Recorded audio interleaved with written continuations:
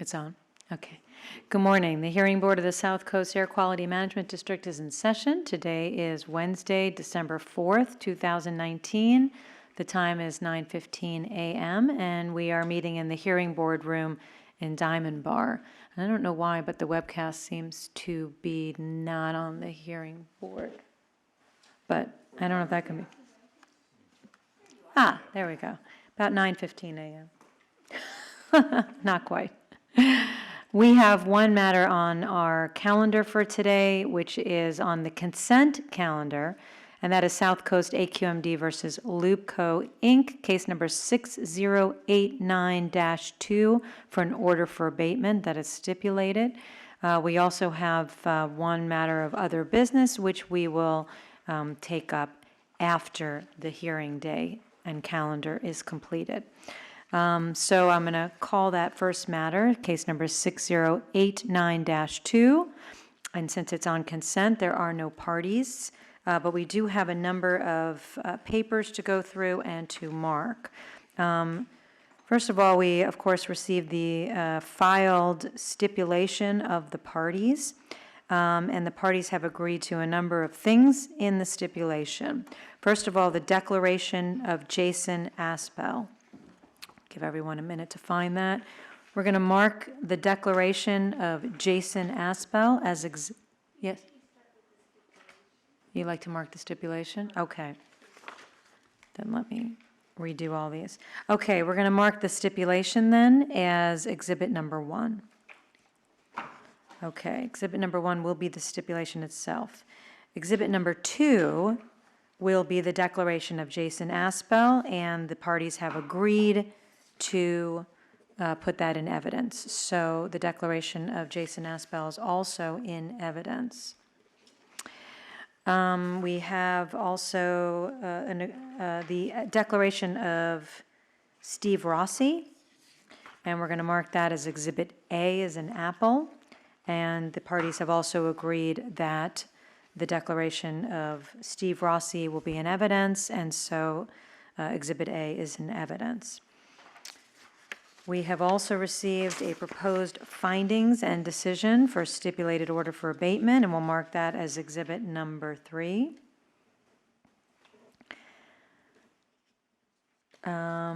There is both parties are in agreement that they wish to have the stipulated order for abatement granted, and they agree that it will not constitute a taking of property. We also have a final exhibit, and that is an email chain, and it's several pages. The top one is from Nancy Feldman. We're going to mark that as exhibit number 4, and let me explain it, because this is the first time other hearing board members are seeing it, because I didn't want to hold a hearing through email without the board being present and it being publicly noticed. I had a question regarding one of the requirements that it is alleged Lubeco is in violation of in its early action reduction plan, states that the modification of air pollution control system which vents the tanks and does not say which tanks it vents, and so it's not clear what they're in violation of. They are required, as part of the proposed order, to require ceasing of operation of tanks 14, 16, and 37. And the question was whether there were any other tanks that were required to be vented to this air pollution control system. And so this email is from Nancy Feldman relaying confirmation that she received that in fact those are the only tanks that are implemented, that are part of that. Okay. That email came in while we were all determining whether to take it off consent. So it's, I sent it Wednesday, November 27th, and on the same day, Wednesday, November 27th, the response came. You sent it, I didn't pull it up. No, it was not sent to all the board members. I asked it to be printed out so that you could see it today. So it's the very last piece of paper that was in the packet today. in this here, are those the papers for today's hearing? No. You have the papers for today's hearing. In the packet of papers for today's hearing, it's the very last. Yeah, would you like an extra one, Senator?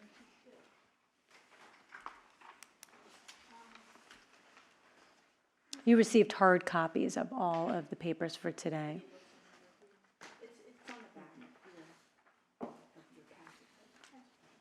And it is Exhibit 4, but I just wanted, so you don't have to take time to read it. It's just confirmation again that tanks 14, 16, and 37 are the only tanks. So it would be complete relief. Yes, well, we're gonna have, why don't we start discussion? I was hoping that there would be some description on the tank, but I think, saying what tank 14, 16, and 37 are, or maybe a reference to the permit, so, we don't know how the tanks identify the facility. Presumably, they may have I think they're required by the rule to mark the tank number also. And, or I'm assuming it refers to how it's described in the permit, those tanks, so even though there's no description of the tank here, but there's a reference to those 3 tanks, we don't know exactly what those tanks contain or what operation is conducted in those tanks. Well, I do know that, right, that tank number 14 is the one that's been identified as the major source at the facility of hexavalent chromium. Right. Okay. But I think it's the seal tank where they do the chromate conversion, I think. But anyway, I just want to point is it's probably referred to in the permit that was issued, and it describes those tanks. And presumably at the facility also, they have marked it or identified matching what's on the permit, even though it's not explicitly stated what those 3 tanks are and what they contain.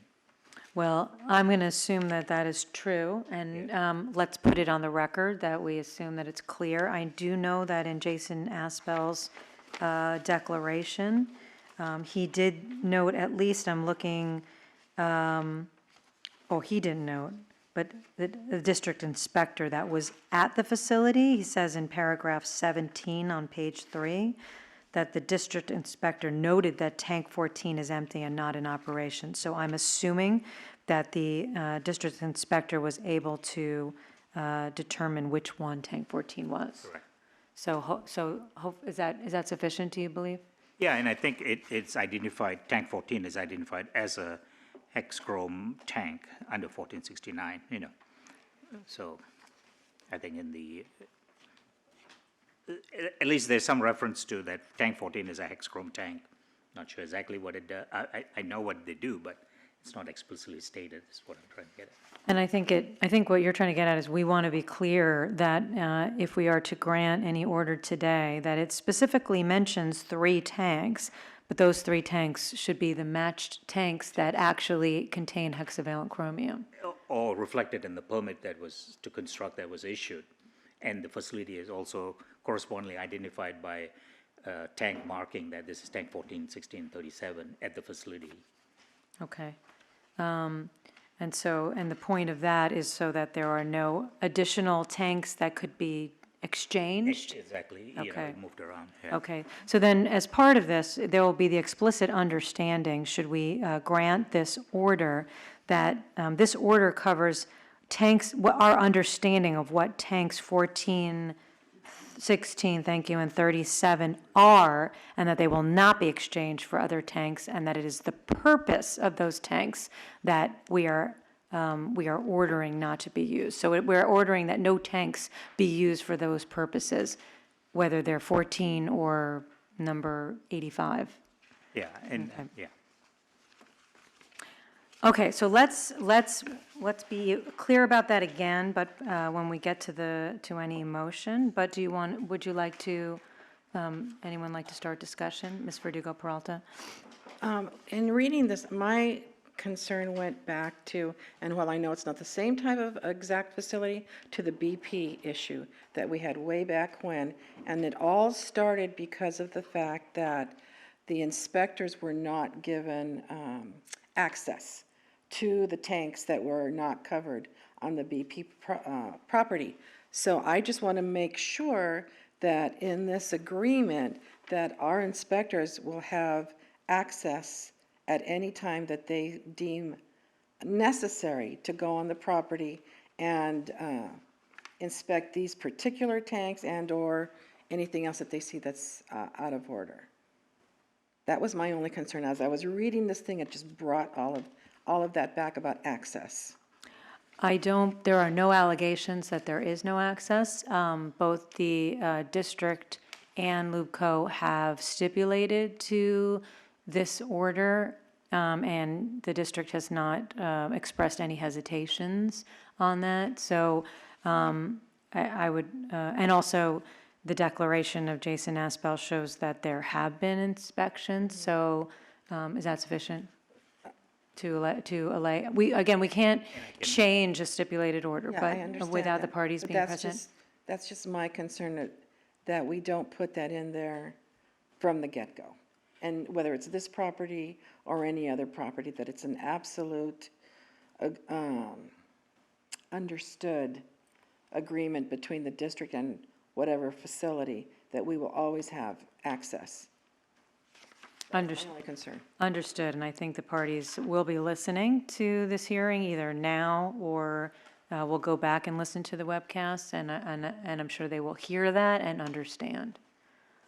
I looked at the previous hearing on this facility in 2017, I believe, and Lubeco had cooperated with the AQMD and actually allowed the district to do the testing and develop the emission factor, which determined there was high chrome from this the tank operation. So they had cooperated willingly. It was one of the companies that came forward and said, yeah, you can test it. So I think they have been willing, I won't say partners, but willing to allow the district to develop, to come and test their tank. And I should stop here. I don't see anyone in the audience or the public who would wish, but since we are in deliberations, I should have asked earlier whether there's any member of the public who wishes to be heard today, and there is none. Yeah, that's a good, since we're going to be discussing there, let's start there. There, as we all read and we all know, and some of us were on the board at that time, there was a stipulated order for abatement. There was an order for abatement that was in effect. There were a number of conditions to that order for abatement, and they were all followed by Lubeco. So that's except for one condition. There were 20 conditions that were issued in 2017, August 23rd hearing. They complied with condition 1 to 19. Condition 20 is the one that, that they have, and which is what the order is addressing.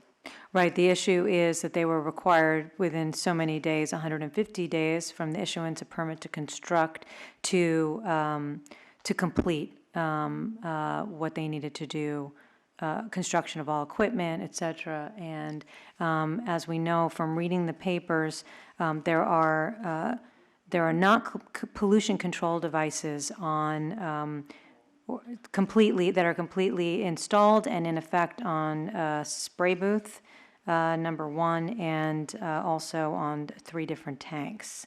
And so what we're being asked today to do is simply it's a very simple order. It's probably the most simple order I've seen. Is simply to require a cessation of all operation of tanks 14, 16, and 37 and spray booth number 1 until they are in compliance with district rules, which essentially means that the emission control device is installed and operating on all of those tanks in the spray booth, and hexavalent chromium is being properly controlled. And both sides agree to that.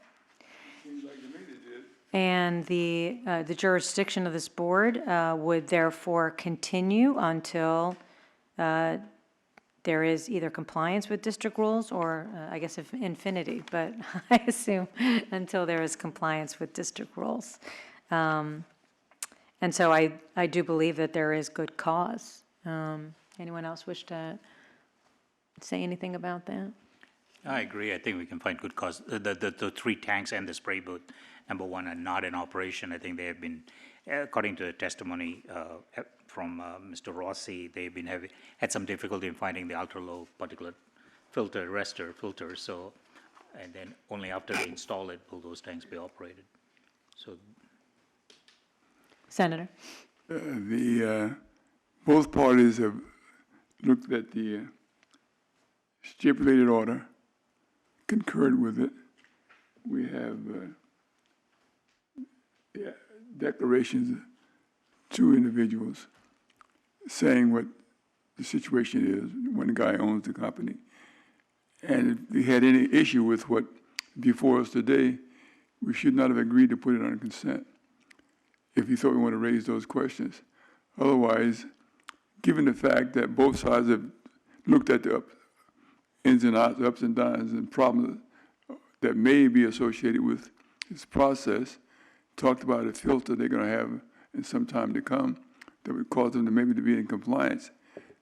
I see no reason why we shouldn't find good cause and go forward expeditiously. Thank you. I think that's well stated. And I don't think that either Ms. Verdugo-Peralta or Mr. Balagopalan aren't willing to go forward, expressing merely concerns, but that is correct, that if there are concerns that would give pause in terms of being able to reach a decision, that would be the reason to take off consent calendar. Ms. Verdugo-Peralta. I went along with it because I didn't have an issue with this particular facility. It's just in general, all of the facilities that come before us that are in this type that has any type of a tank that we don't actually put in the verbiage that our inspectors will have access. So that's why I went along with it, because this particular one I have no issue with, and I do see good cause. Thank you. It clearly stated that. Oh, you turn on your microphone. Clearly states that any problems associated with this system of operation will cease and desist. So therefore, the tanks that perhaps would cause pollution will not be operational anymore. So in the future, I think if we have any problem with the position that we might take, we probably want to just not put it on consent. I don't think. Oh, you mean take off consent if there's an issue? I say in the future, if you have any problems or concerns about whether or not the proper action has been taken by both parties in that they stipulated to these conditions, then we probably should not agree to put it on consent. But since that's been done, I don't understand what else we can do. I think it does. We'll find out when we vote, when I make a motion, but I think everyone is in agreement that there is sufficient evidence to support good cause here. And just a reminder, because it's stipulated, we do not need to find a violation. So while the district has alleged violation and supported that, Lubeco has denied any violation. So just want to put that in the record. We do not need to make a finding of violation, only good cause.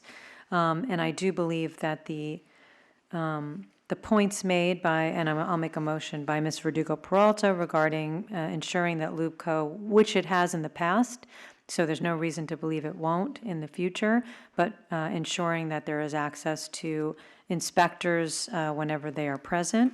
That's an understanding the board has in granting the stipulated order. And also the understanding Mr. Balagopalan pointed out, which is that these specific tanks, 14, 16, and 37, we as a board understand that what we're talking about is that those are the tanks that are involved in hexavalent chromium emissions. They're the problematic tanks, and this order does not just cover those specific tanks physically, but any tanks that might stand in as to serve the same functions. So until there is a proper pollution control device as is required by the plan that has already been approved by the district, there will be no operations of those particular functions. And we have enumerated them as tanks 14, 16, and 37, and spray booth number 1. So in the matter of South Coast Air Quality Management District versus Lubeco, Inc., case number 6089-2, I move that we grant the requested stipulated order for abatement for the good cause as we've just stated. I further move that we adopt the proposed findings and decision in Exhibit 3. We just delete the word proposed from caption and footer. And I believe there is no need or ability to change. In fact, it doesn't even mention that Dr. Bernstein is present, and he is not. So that completes my motion. Is there a second? I'll second. Mr. Balagopalan seconds the motion. Is there any further discussion on the motion? Seeing none, Ms. Verdugo-Peralta, how do you vote? Aye. Senator, how do you vote? Mr. Balagopalan? Yes. I vote yes. Motion passes 4-0. Thank you. We do have other business which we will take up. We'll take a short break, and we will take up, as we would, a board meeting, so we won't be webcast. But is there any other business that anyone wishes to raise at this time? Okay, seeing none, we are adjourned for our hearing day, and we will be back on we're in recess, thank you, and we'll be back in a few minutes once we get collected for other business. We are off the record.